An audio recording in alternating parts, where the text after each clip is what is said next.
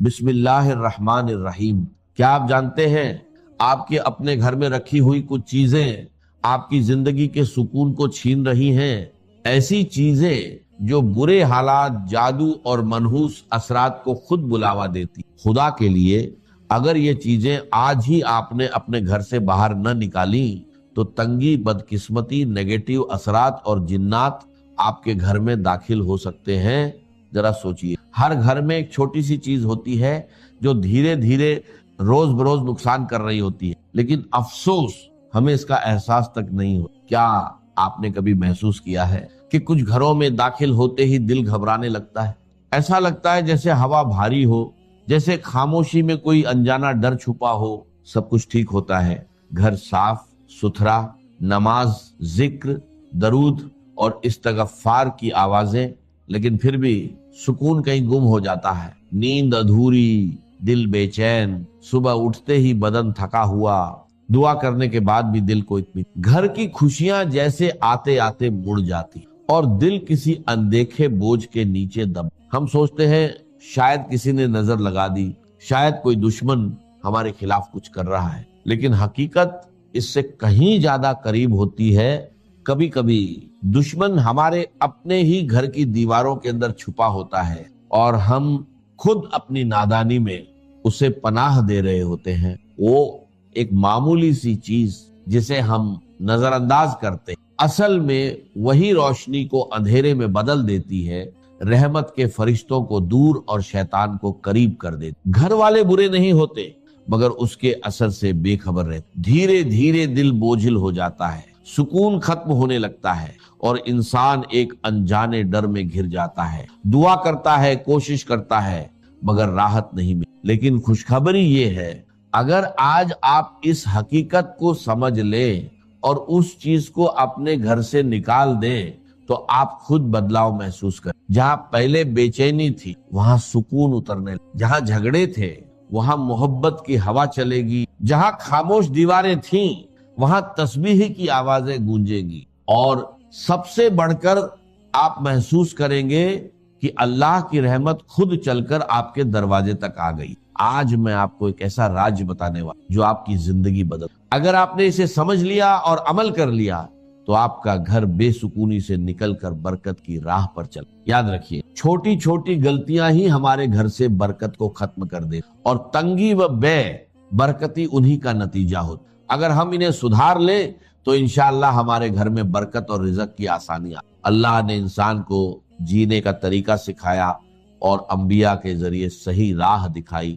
ان کی تعلیمات میں پوری زندگی کی کامیابی چھپی ہے۔ کامیابی کے لیے سیرت نبی صلی اللہ علیہ وسلم پر چلنا ضروری ہے۔ اسلام ہمیں سکھاتا ہے کہ ہر کام بسم اللہ سے شروع کریں، ہر وقت ذکر میں رہیں اور اپنے گھر کو نیک عملوں سے جوڑ کر رکھیں، کیونکہ آج کے دور میں وقت کی سب سے بڑی بربادی غفلت۔ تو استغفر اللہ، اللہ اکبر، الحمدللہ، یا حی یا قیوم جیسے اذکار ہماری زبان پر جاری رہے، اور اپنے بچوں کو بھی اس کی عادت دلوائیں۔ قرآن مجید کی تلاوت گھر میں برکت لانے کا سب سے بڑا ذریعہ ہے، چاہے تھوڑی ہی کیوں نہ ہو، لیکن روزانہ ہونی چاہیے۔ نبی کریم صلی اللہ علیہ وسلم نے فرمایا، اپنے گھروں کو قبرستان مت بناؤ، کیونکہ جس گھر میں سورہ بقرہ پڑھی جاتی ہے وہاں سے شیطان بھاگ جاتا۔ رات کو عشاء کے بعد سورۃ واقعہ کی تلاوت رزق میں اضافہ کرتی۔ صبح سورہ یاسین اور جمعۃ المبارک کو سورہ کہف کی تلاوت، یہ سب برکت اور رحمت کے دروازے کھول دیتی ہے۔ یاد رکھیے، اگر آپ اپنے گھر میں سکون، برکت اور رحمت چاہتے ہیں تو آج ہی ان چھپی ہوئی غلطیوں کو پہچانیے اور اپنے گھر کو اللہ کی رحمت کے لائق بنائیے۔ یقیناً سب سے بہتر راستہ تقویٰ کا راستہ ہے، اور اے اہل عقل مجھ سے ڈرتے رہو۔ بے شک اللہ تعالیٰ کے نزدیک تم میں سب سے زیادہ عزت والا وہی ہے جو سب سے زیادہ پرہیزگار ہے، اور اللہ تعالیٰ ہر چیز کو جاننے والا، ہر بات سے باخبر۔ اب ذرا سوچئے، گھر میں برکت کیسے آتی ہے؟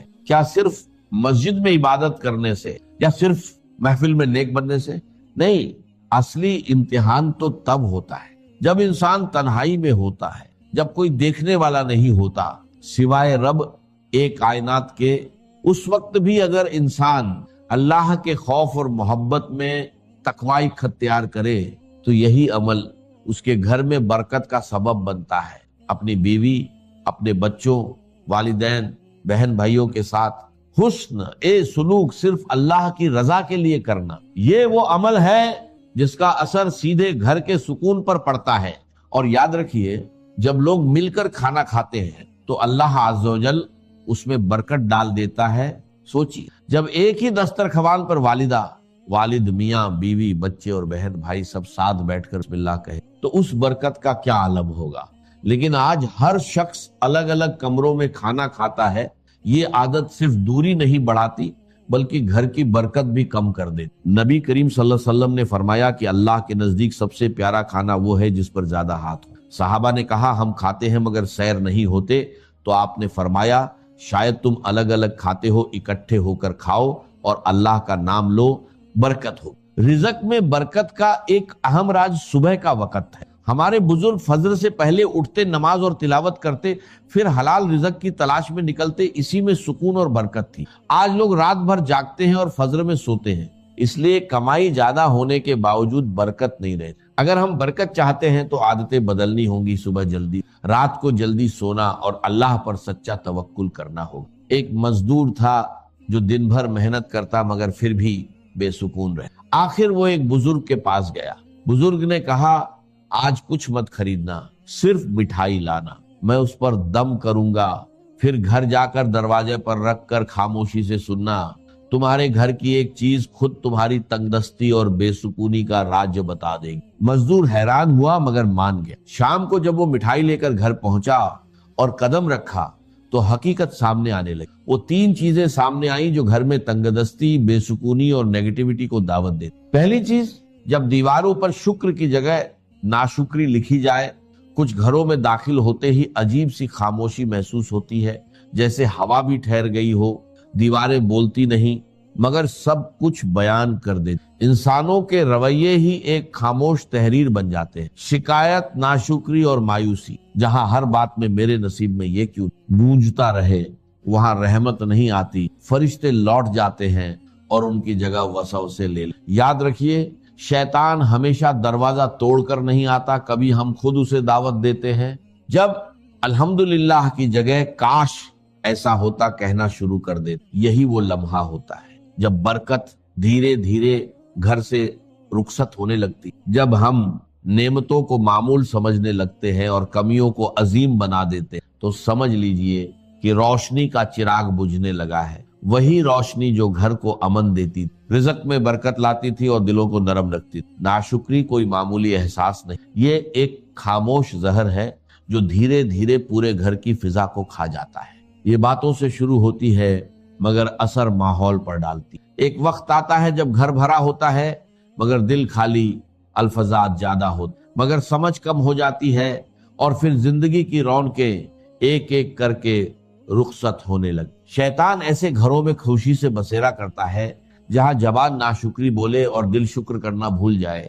وہ جانتا ہے کہ جہاں شکر نہیں وہاں سجدے بھی بے نور ہو جاتے ہیں، جہاں شکایت ہو وہاں دعا بھی دروازہ نہیں کھول۔ وہ ہر دل میں یہ احساس ڈالتا ہے کہ تم محروم ہو، اور انسان اپنی موجودہ نعمتوں کو بھول کر خالی پن میں الجھتا چلا جاتا۔ یاد رکھیے، شکر صرف الفاظ نہیں، یہ ایک روشنی ہے۔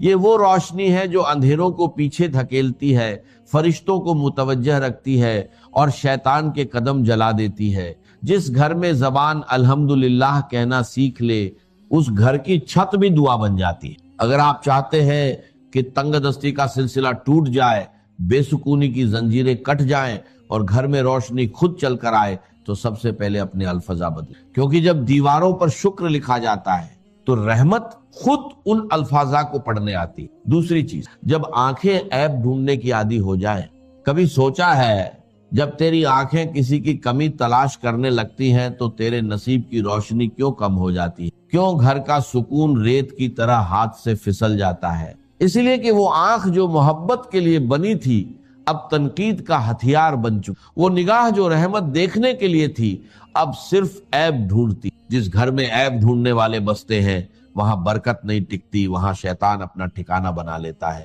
یہ عیب ڈھونڈنا کوئی چھوٹا گناہ نہیں، یہ روح کی بیماری ہے۔ یہ وہ آگ ہے جو خاموشی سے دلوں کو جلاتی ہے، رشتوں کو راکھ کر دیتی ہے اور گھر کی فضا کو اندھیروں میں بدل دیتی ہے۔ جہاں ہر زبان دوسرے کی غلطی گنتی ہو، وہاں رزق تنگ ہو جاتا ہے، دعائیں رک جاتی ہیں اور سکون ہجرت کر جاتا ہے۔ شیطان جانتا ہے کہ محبت والے گھر اس دشمن ہے، اس لیے وہ نگاہوں میں زہر گھول دیتا ہے، دلوں کے بیچ دیواریں کھڑی کر دیتا ہے۔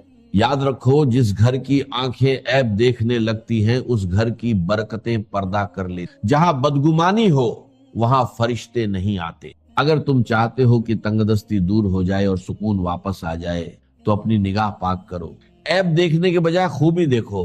عیب چھپانے والا اللہ کا دوست بنتا ہے اور عیب پھیلانے والا شیطان کا۔ تیسری چیز، جب دروازہ